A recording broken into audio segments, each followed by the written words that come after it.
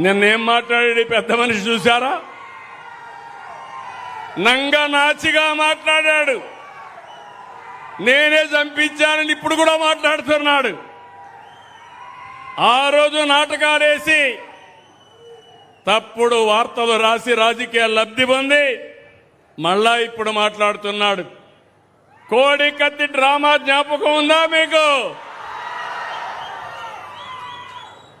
గులకరాయి drama జ్ఞాపకం ఉందా మీకు?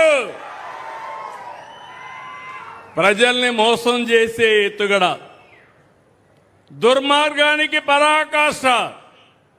దళిత డ్రైవర్ సుబ్రహ్మణ్యాన్ని హత్య చేసి డోర్ డెలివరీ ఇంటి దగ్గర అప్పజెప్పి అంత్యక్రియలు చేసుకోమనే అరాచకం.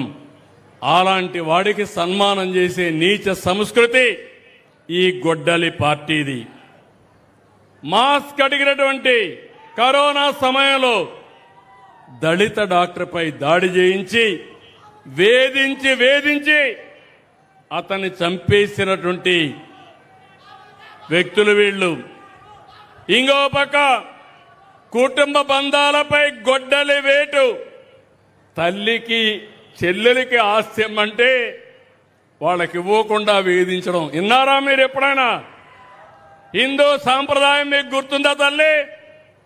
తల్లిదండ్రులు సంపాదించిన ఆస్తిలో అందరికీ సమాన హక్కు ఉంటుంది కదా అని అడుగుతున్నా.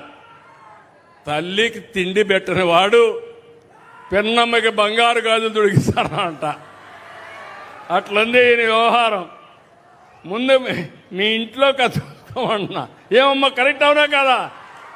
తల్లిని చూడాలనా లేదా బిడ్డలు? అలాంటి తల్లిని చూడని బిడ్డలు మిమ్మల్ని చూస్తారంట. చూస్తారా? నమ్మకమేనా? వాళ్ళ చెల్లిని చూడలేకపోతే నిన్ను చూస్తారని అడుగుతున్నా నేను. ఇంకొక పక్కన హిందూ దేవాలయాలపైన దేవుళ్లపైన దాడులు. ఇది ఎక్కడిదో నాకు అర్థం కాలేదు.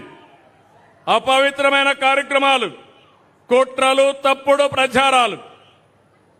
అంటే మత విద్వేషాలు రెచ్చగొట్టడానికి, లేనిపోని సమస్యలు సృష్టించడానికి.